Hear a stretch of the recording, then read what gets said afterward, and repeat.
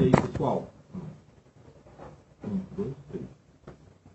E aí, pessoal, tudo bem? Para quem não me conhece, eu sou o Harley Pacheco, sou um dos psicólogos do IPSE, tá? E hoje eu estou muito satisfeito porque a gente vai fazer uma aula que eu gosto. Eu não costumo, eu costumo falar de tudo que eu conheço, né? Mas eu não escolho o tema, eu gosto disso, vou falar disso, até para não ser tendencioso. Mas hoje eu vou falar de um tema que eu gosto, tá?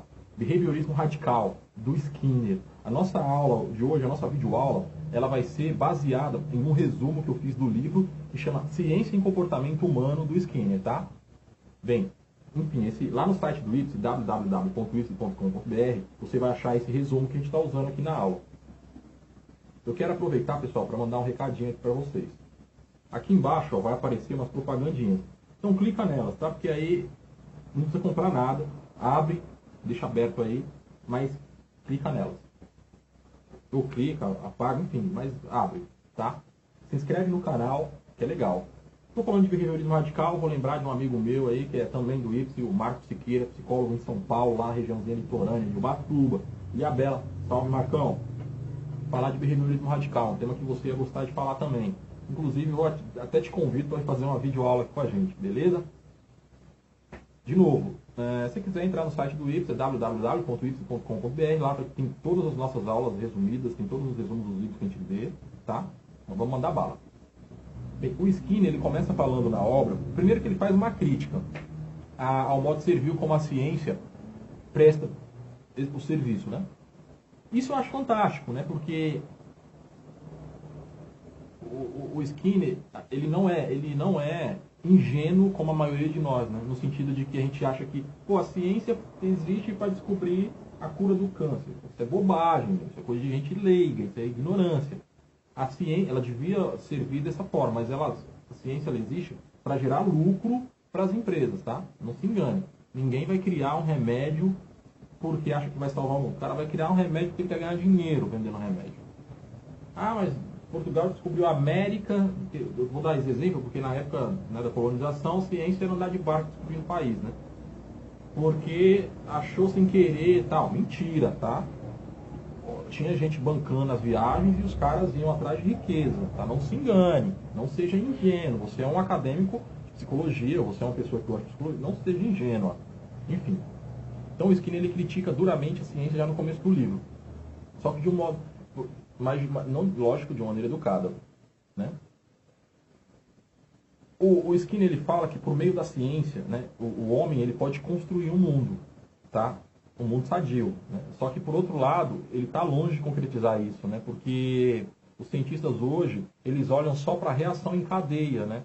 De como as coisas acontecem e porque também do mesmo jeito que a ciência ela tem condições de construir um mundo fantástico, leia o livro Walden 2 do Skinner, a ciência ela consegue destruir as coisas, né?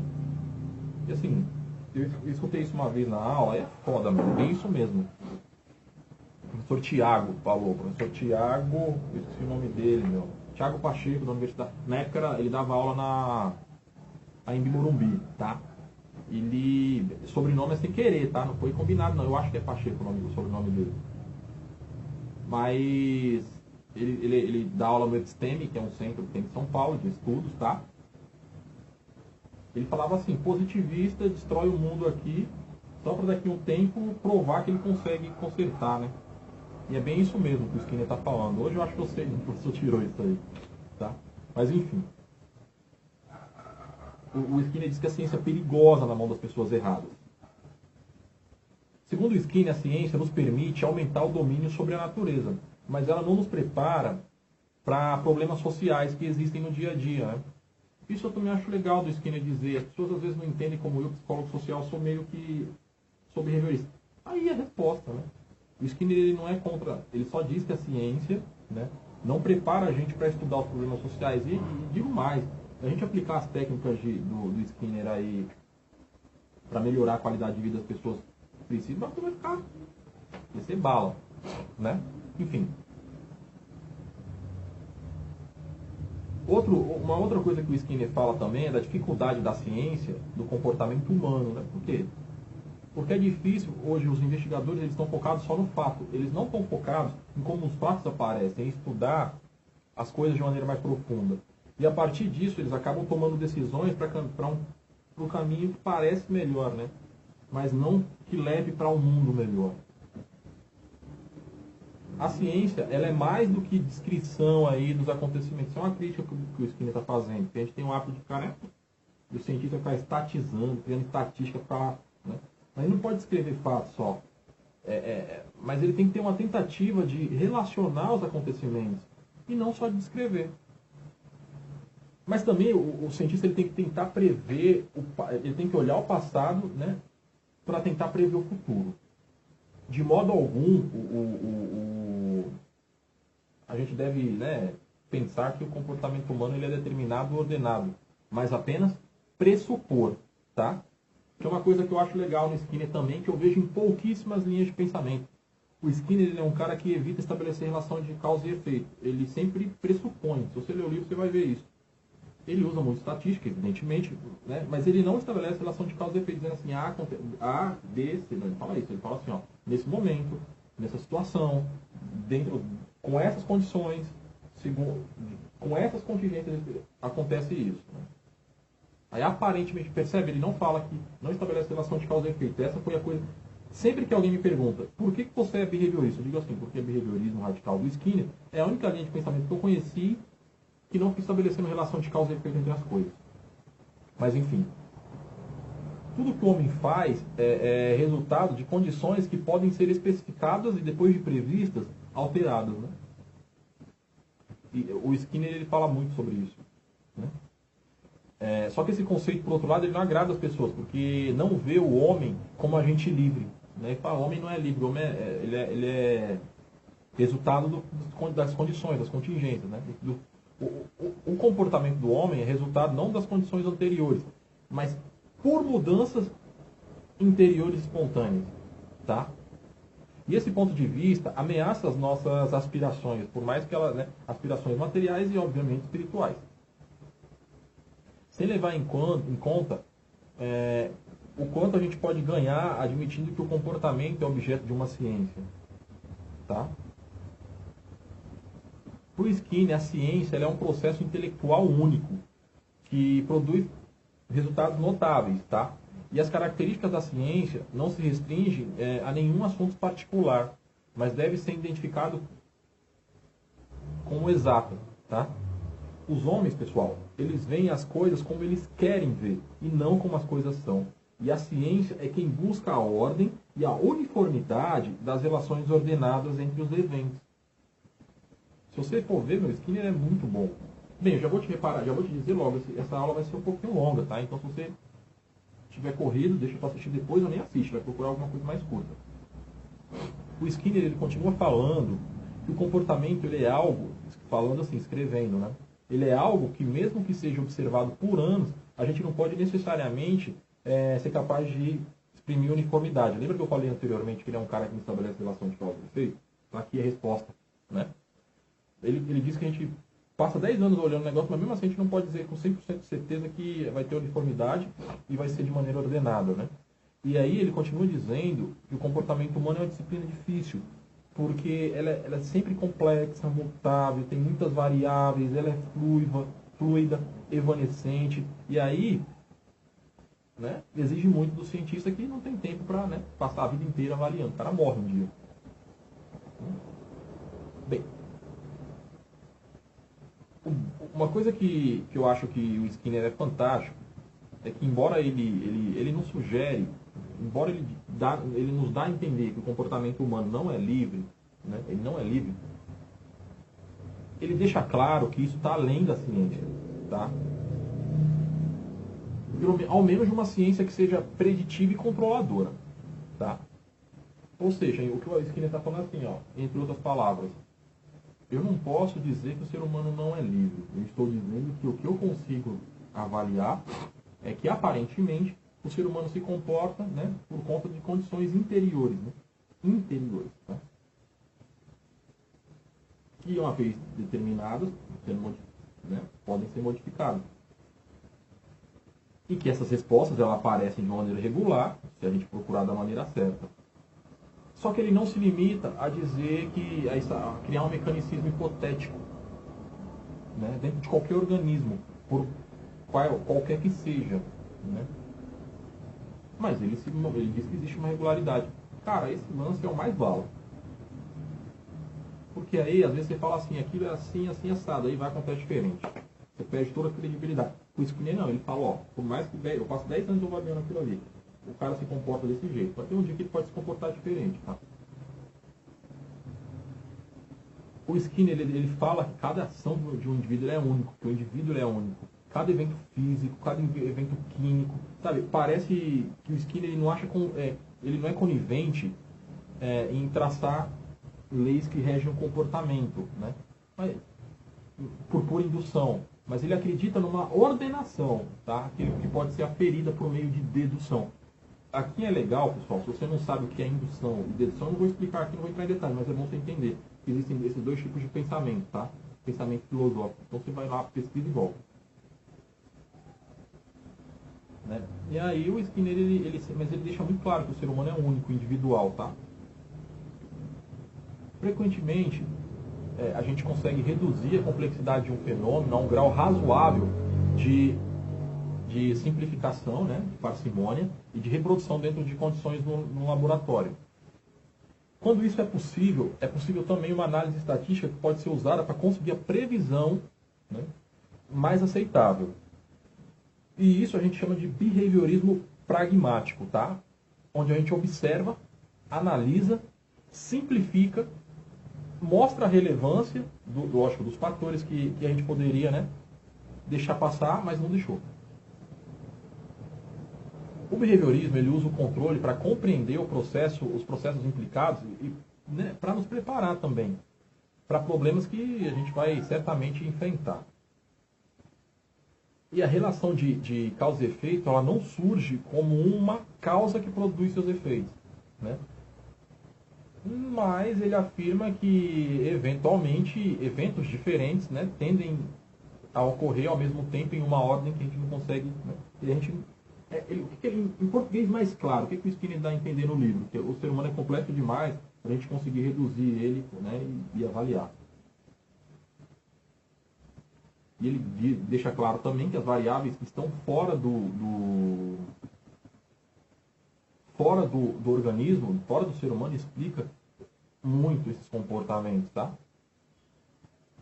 E ele leva em consideração isso, né? O Skinner ele fala que se a gente quer prever o comportamento, a gente deve conhecer o máximo possível as variáveis e por isso a gente também precisa ser capaz de manipular essas variáveis. E que o comportamento é uma característica de um ser vivo em movimento, tá?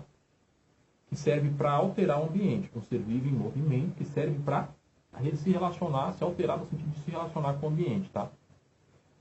E ele diz também que Descartes deu um passo muito importante ao sugerir que, né, que parte da espontaneidade das criaturas vivas era apenas aparente e que às vezes o comportamento podia ser iniciado por uma ação externa.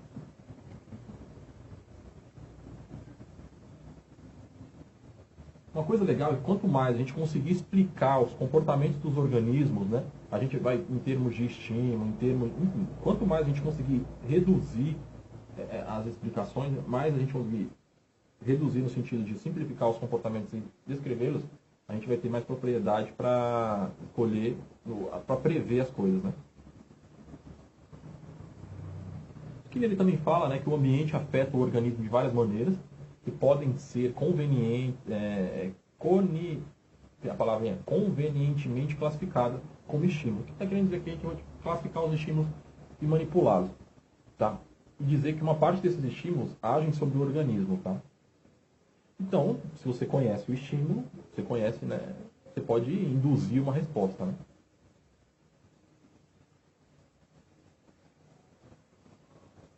O Skinner ele continua falando que a mudança de comportamento ela ocorre quando o estímulo neutro adquire o poder de eliciar respostas, que originalmente eram eliciadas por outro estímulo efetivo.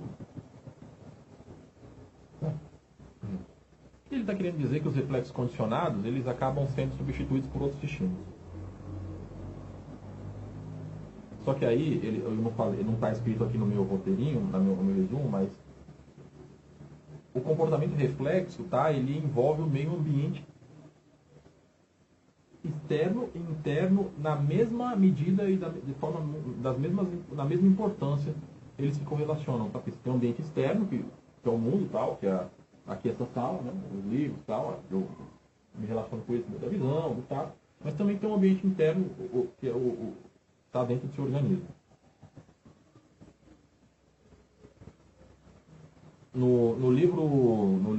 Nesse livro, Ciência e o Comportamento Humano de Skinner, ele fala sobre o condicionamento, né? Ele explica bastante, é um livro bem legal, vale a pena você ler, se você não quiser ficar só no resumo, né? E aí ele fala que os estímulos eles controlam as pessoas.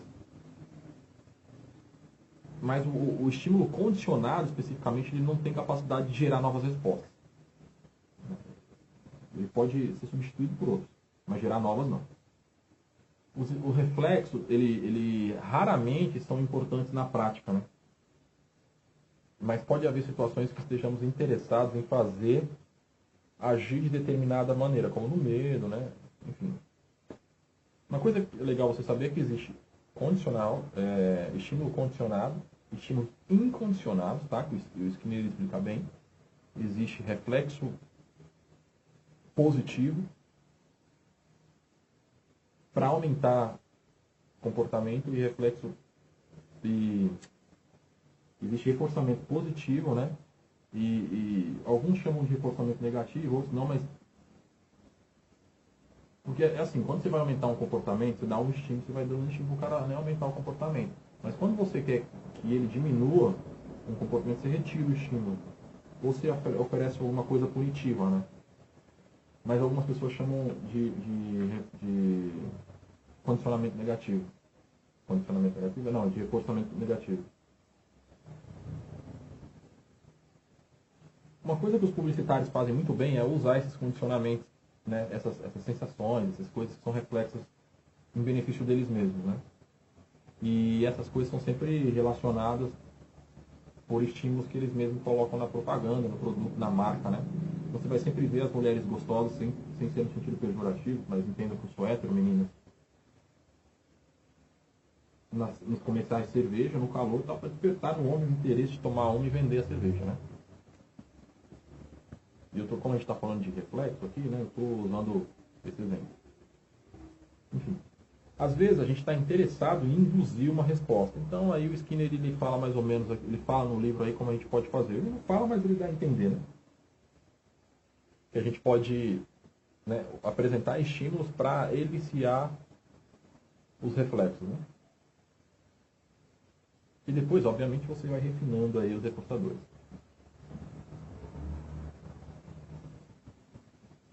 Segundo Skinner, as consequências podem retroagir sobre o organismo. E quando isso ocorre, a gente pode alterar a probabilidade do comportamento humano. Porque assim, você condiciona o cara para ele se comportar de uma maneira, mas aí se você para de condicionar, ele volta para o passado, tá? E aí a probabilidade, a curva muda. Em probabilidade, lidamos com variáveis que não causam ocorrência de um determinado comportamento, mas tornam a ocorrência mais provável. Porque, como eu falei lá em cima, uma coisa que eu acho legal é que o Skinner não estabelece relação de causa e efeito. Ele não está dizendo que 100% das vezes que você apresentar o estímulo, o cara vai se comportar de uma determinada forma. Mas ele diz que, na maioria das vezes, quando você apresentar o estímulo, a probabilidade de ele se comportar daquela forma é alta. Né? E isso eu acho legal. Eu acho que isso aqui é muito bom, cara. Muito bom. Vale muito a pena você ler esse livro original. Ele fala que sempre que você dá um estímulo, gera uma consequência. E essa consequência, ela é contingente. E pode tornar um comportamento sem que se possa identificar o estímulo anterior. Existe casos em que é extremamente difícil você mostrar a relação inicial entre um estímulo e uma resposta. Pois a resposta que já ocorreu não pode mais ser prevista e controlada, né? Então nós podemos prever as semelhantes, né? Logo, a unidade de uma ciência preditiva não é resposta, mas é classe de uma resposta. O que ele está falando aqui é o seguinte, que às vezes o que você está achando que é um estímulo é só uma resposta, entendeu? É um negócio muito louco, mano. Isso aqui é um negócio muito louco. Se você for, o ser humano é completo demais para você mapear ele inteiro. Mas o que ele está te falando é que às vezes uma resposta da resposta está sendo um estímulo e você não consegue entender, não está conseguindo pegar. E para descrever isso é muito difícil e ele usa uma palavra chamada operante. Né? Por quê? Porque opera no ambiente. Por exemplo, qual é um condicionamento operante? O ratinho está com sede, aí ele tá andando, bate lá sem querer no negocinho, na torneirinha que libera a água, no dispositivo que libera a água da torneirinha, ele bebe. Aquilo é um comportamento operante, porque ele operou no mundo, né? Ele agiu no mundo e teve uma resposta. Que na verdade não é uma resposta, uma consequência. Tá? E essas consequências, elas definem as propriedades que servem de base para a definição de uma resposta semelhante. Por quê? A consequência que vai dizer se o cara vai se comportar, provavelmente se comportar daquela forma ou não. Se o ratinho bater e não tiver água, ele não vai bater de novo, mas se ele bater a primeira e ter água, ele vai sempre bater, né? Eu tenho um cavalo, sabe? Eu tenho um cavalo lá no sítio do meu pai. É incrível como ele já se habituou, ele sabe como ele faz algumas coisas que a gente meio que se comove, que a gente acha bonitinho e premia ele, né? É a mesma coisa, algum dia ele fez alguma coisa, a gente gostou, legal, aí ele faz sempre para recuperar, para ter a consequência positiva. Tá? Um comportamento, ele pode ser definido como um conjunto de atos, tá? O operante é um efeito que pode ser específico em termos físicos, né? Enfim. Pavlov usou o reforço associado a estímulos. O Watson oferecia estímulo e uma resposta. Já Skinner, ele usa o conceito de operante, tá? Ou seja, que é contingente a uma resposta em que fortalecemos um operante, no sentido de que ele vai iniciar uma resposta mais provável. Tá? Para que o condicionamento se efetue, é necessário que o organismo seja estimulado pelas consequências de seu comportamento. Neste caso, a retroação ela é muito importante, porque o condicionamento ele depende de espécie, da presteza do esforço, assim como de outros fatores, né? Um único reforço pode ter um efeito considerável, tá? O ser humano, segundo Skinner, ele tem superioridade de comportamento que são oriundos de outra natureza, aliás, que são oriundos da natureza. Diferente dos animais, ele diz que os animais eles têm, né, uma magnitude inferior e que a magnitude do efeito reforçador do alimento pode não depender do grau de privação, mas da frequência de resposta que resulta o resultado. O que o Skinner está falando é que o ser humano é mais complexo que um animal. Isso é meio óbvio, né? Mas do ponto de vista científico é importante a gente ressaltar, porque faz toda a diferença, né? Você não pode esperar que o animal se comporte da mesma maneira que o homem. E não pode esperar que o homem se comporte da mesma maneira do animal sempre, né? Você pode, né? Existe sim algumas coisas que o homem faz, mas o Skinner deixa bem claro aqui que a gente tem que entender também que o ser humano ele tem comportamentos que são mais complexos. O Skinner ele cita no livro o conceito de punição, esquecimento, ação do tempo, extinção e resposta sem reforço. Né? No comportamento humano, respostas são geradas por contingência, segundo Skinner, né? E sobrevive melhor o organismo que souber melhor utilizar, né? As primeiras experiências, a personalidade do adulto deve saber quão reforçador é um evento.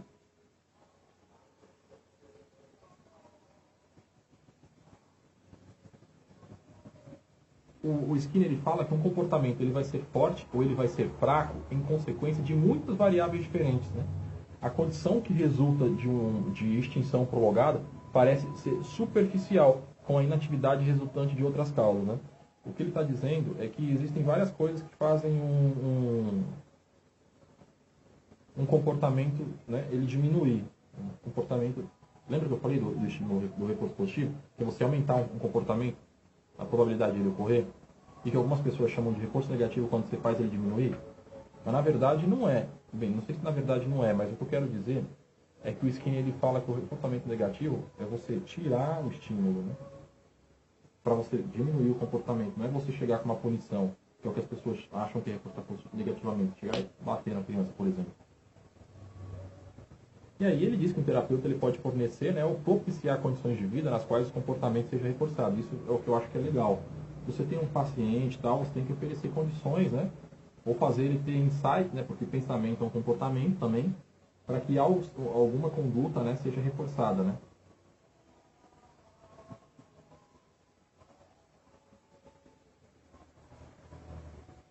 O Skinner, ele deixa claro que ele não sabe se traz vantagens, né, de alguma maneira, você ajudar o paciente dando, né, a ele sentimento de realização ou melhorando sua moral.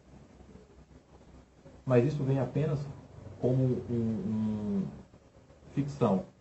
Mas quando a gente para avaliar, às vezes isso pode ser sim, né, positivo.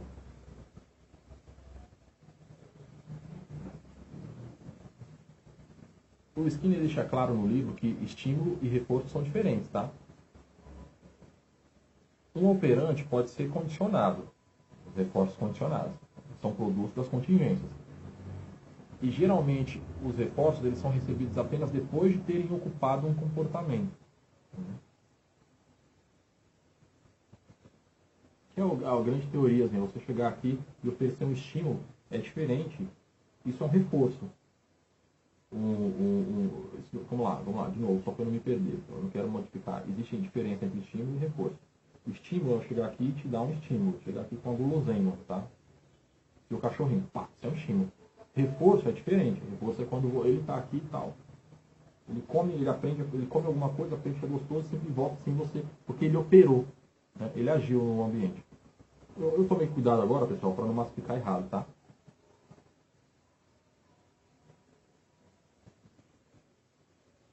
Muitos dos comportamentos que vêm antes de um comportamento reforçado são também reforçadores, né? Por exemplo, o seu cachorrinho ele anda aqui num caminhozinho até chegar na comidinha dele. Esse caminhar também pode ter um reforçador. Lógico, o reforçador vai ser ele comer, né? Mas o que o Skinner está dizendo é que o comportamento anterior ele também pode ser um reforçador, tá? E ele chama isso de reforçadores condicionados. Um reforçador condicionado, ele será generalizado quando ele for colocado como um reforçador primário, que é útil porque é importante a condição momentânea do organismo, tá?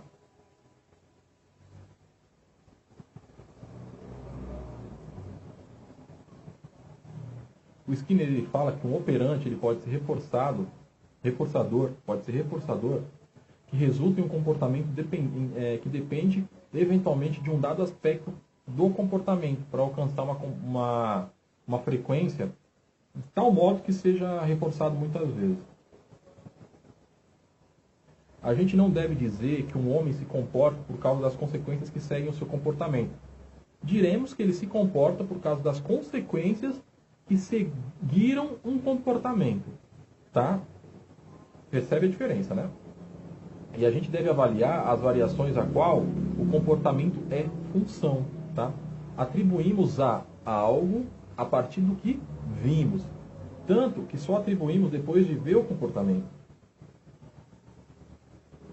O condicionamento operante, ele modela um comportamento como o escultor ele modela argila, tá?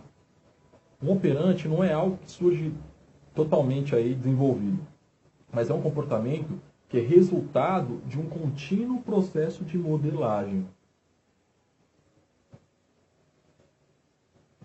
Ao reforçar um operante, muitas vezes a gente aumenta ou diminui a frequência de um outro, tá?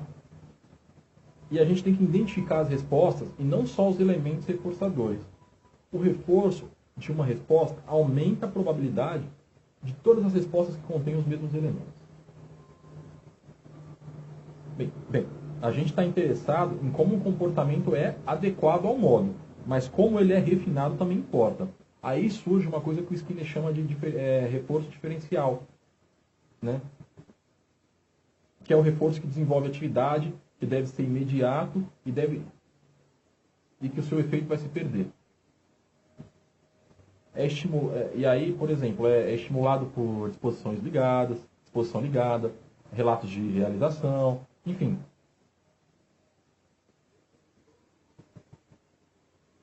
O relato, a fala, né?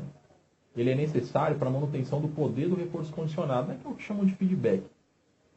Se as contingências diferenciais mudarem, a topografia do comportamento muda também. O que ele está falando aqui é que, né? Lembrando de novo, pessoal, que se não existe consequências, vai ocorrer a extinção. Se você não reforçar sempre lá, vira e mexe, pá, vai ocorrer a extinção.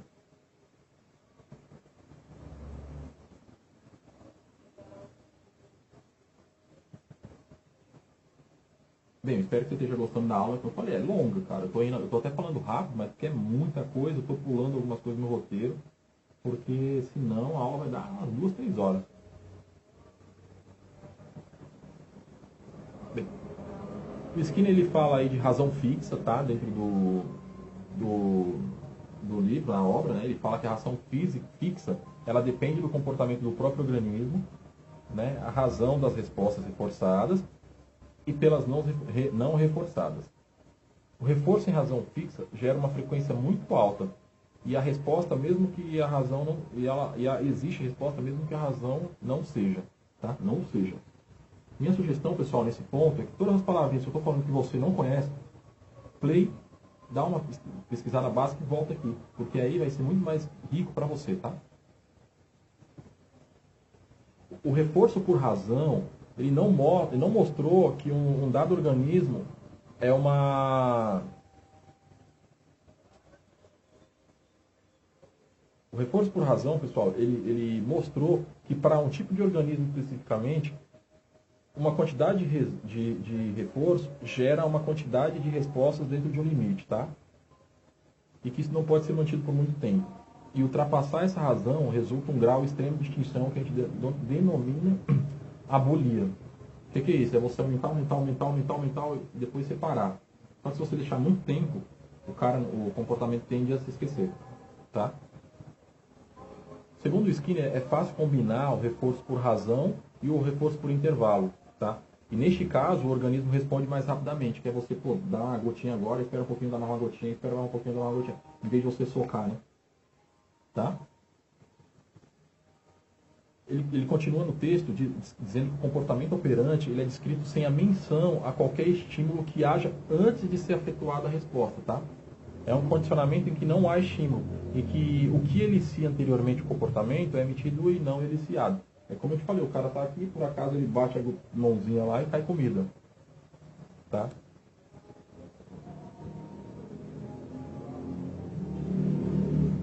O Skinner ele fala das contingências, tá? Ele fala que a gente precisa descrevê-las, mas a gente tem que tomar cuidado para conseguir distingui-las, inclusive no que é voluntário e o que não é voluntário, tá? Comportamento voluntário e comportamento involuntário. Porque, né? Se é para você fazer uma discriminação, descrever isso, que seja da maneira mais detalhista possível. Bem, o Skinner ele fala que é importante você avaliar o qualitativo na pesquisa, mas nessa descrição, mas tem que avaliar o quantitativo também. E se a maneira como isso for feito for qualitativa, a qualitativa de relação resultam... Se a maneira como isso é feito e as propriedades são qualitativas de relação, então o resultado atestam que existe diferença entre comportamento voluntário e comportamento operante, tá? Porque o involuntário também é reflexo. Mas, óbvio, pra gente hoje é óbvio falar, mas na época não era, né? Porque um comportamento voluntário é aquele que você faz consciente.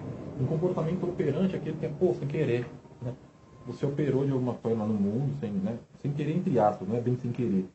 Né? Mas é operando, é agindo. Comportamento involuntário, né? E o reflexo. Né?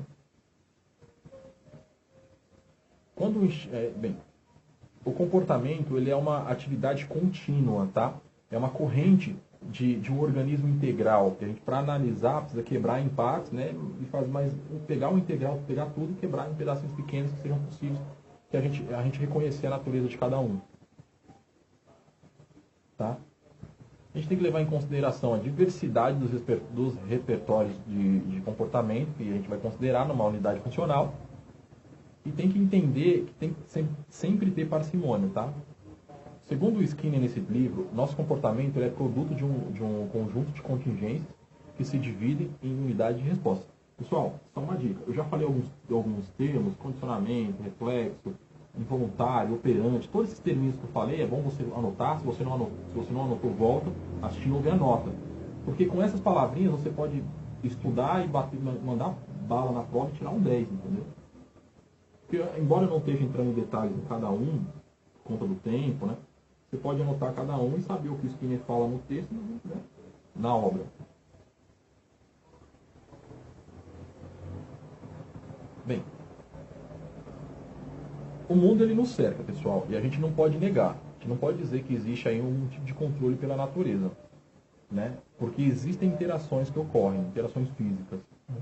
E uma análise deve se aperfeiçoar nesses detalhes, tá? Para avaliar em como os estímulos eles agem na gente, né? Pelo menos como eles agem geralmente.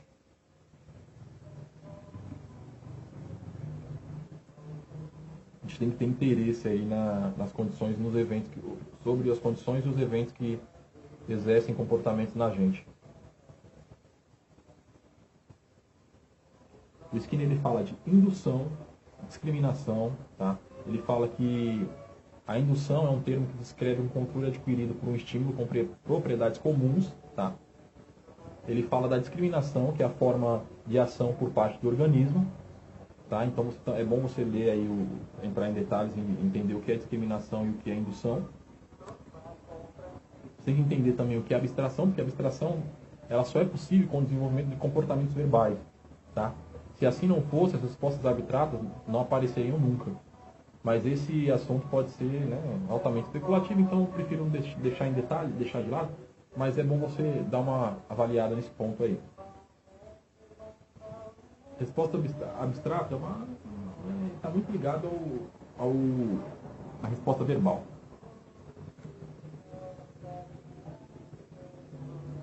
Bem, uma coisa que o Skinner deixa claro é que a gente não deve inferir estímulos onde não é possível observar, tá?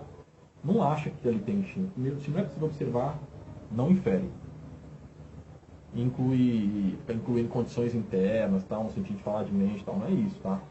É razoável supor, né, usar a probabilidade, mas nunca inferir. O Skinner ele fala de uma coisa que chama privação, né? E ele fala que isso é perturbador, porque para você não vai conseguir medir muitos comportamentos nessa situação. O que você vai fazer é perceber os comportamentos que acontecem nessa situação de privação. Mas o ideal é que você consiga levar o organismo a um equilíbrio e a partir daí você consegue medir e observar. Bem, privação, pessoal, consiste na prevenção de ocorrência de um comportamento e emissão de uma resposta saciadora, tá? De um comportamento em si saciador. Bem, em termos tradicionais, meus amigos, os organismos eles têm necessidades biológicas e em função dessas necessidades eles se comportam. E esses são chamados impulsos e apetite, tá? Às vezes a gente infere eventos internos, quando o Skinner fala de eventos internos, é mentais, tá? A partir de variáveis independentes que resulta em prever variáveis dependentes. O termo impulso ele serve para descrever estados de frequência de comportamento e não pode responder a questões experimentais. Não se pode alterar o comportamento alterando diretamente apetite, sede ou sexo, mas analisando toda a complexidade dessas operações, tá?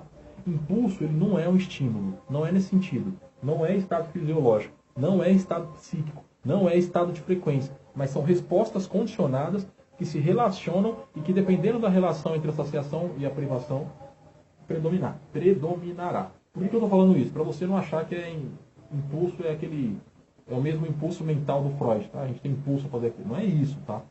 Se você não entendeu, volta um pouquinho o vídeo que você vai entender.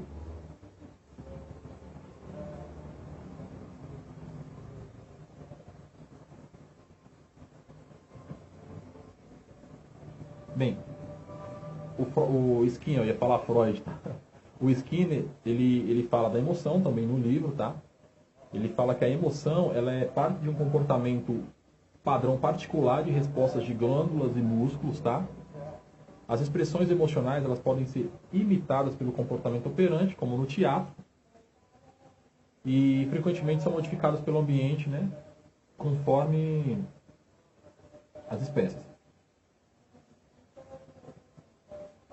A emoção ela pode ser caracterizada por Skinner como um comportamento fisiológico que aumenta ou não a probabilidade de uma ocorrência de determinado comportamento. Percebe? Ó, você está emocionado. Na verdade, com o Skinner você está com um comportamento fisiológico que se manifesta, né? Tanto que suas bochechas ficam vermelhas, você fica com vontade de chorar, enfim. Né?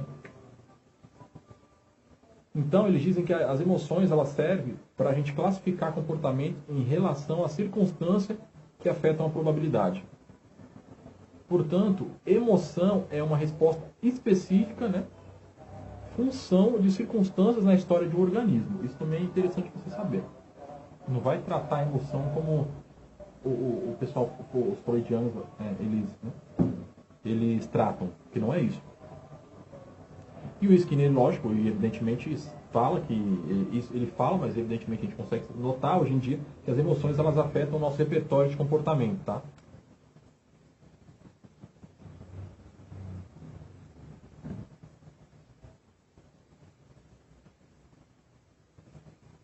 Bem, o Skinner, eu vou ler aqui porque eu achei bem legal. Geralmente eu não leio, tá, pessoal? Eu leio rapidamente aqui, metabolizo e falo para você, mas isso aqui eu vou ler porque eu acho bem legal. Ele fala o seguinte, ó: definimos emoção como estado particular de alta ou baixa frequência de respostas induzidas por classes de operação. Tá? É bem o que eu falei aquilo lá, ele está falando de respostas induzidas, tá? Ele está falando de organismo aqui.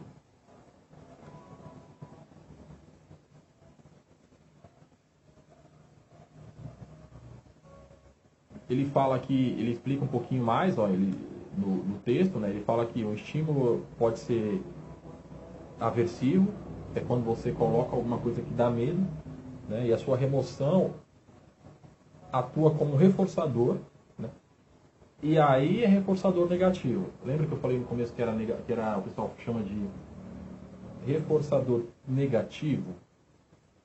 Reforço positivo? Na verdade, o reforço negativo meio que não existe, tanto que o Skinner ele coloca entre aspas. O que existe é você aumentar um comportamento e você diminuir um comportamento. Só que existem momentos que você oferece um aversivo e o aversivo aparece como entre aspas, reforçador negativo.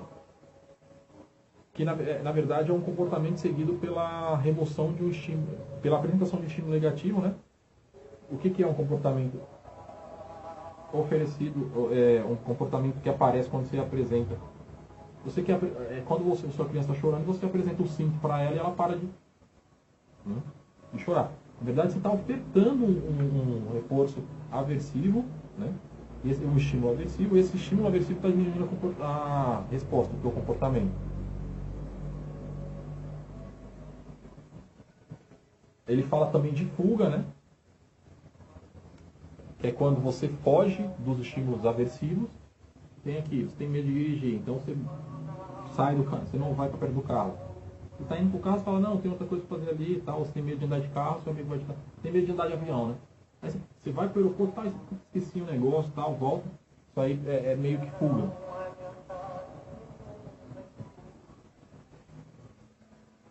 Bem, o Skinner ele fala do autocontrole também, fala da punição, que é quando você apresenta um estímulo que não é reforçador de nada e que não é necessariamente administrado por outros organismos e que não há possibilidade de fuga ou esquiva. Entendeu? Qual a diferença? As pessoas me perguntam muito, eu acho que agora que eu li isso, eu vou explicar agora. Entre a punição e o aversivo. É que o aversivo você pode fugir dele. A punição não, você é choque mesmo, você toma porrada. Ele fala do autocontrole, né? Que é uma variável também. Ele diz que no autocontrole o comportamento ele é previsto pelo organismo e a situação pode ser resolvida antes que alguma coisa aconteça. Né? Vou controlar a situação para que aquele comportamento não se repita. Existem pessoas que fazem isso. Às vezes você vai ver o cara surtar, mas o cara ele tem o autocontrole, então ele meio que breca. É quando, sendo mais claro, é quando o indivíduo manipula variáveis para uma decisão. Né? Bem, pessoal, tem muita coisa ainda para falar, mas eu acho que tinha demais, né? Bem, tudo é legal, tudo é muito bom nesse livro, mas eu acho que eu consegui passar um pouquinho para vocês, de repente, eu torço para que eu tenha despertado o interesse em vocês assistirem, em vocês lerem esse livro, porque ele é muito bom, tá? Então, galera, vale a pena, tá? Vale a pena mesmo ler esse livro aí. Valeu? Forte abraço aí, espero que vocês tenham gostado. Show de bola!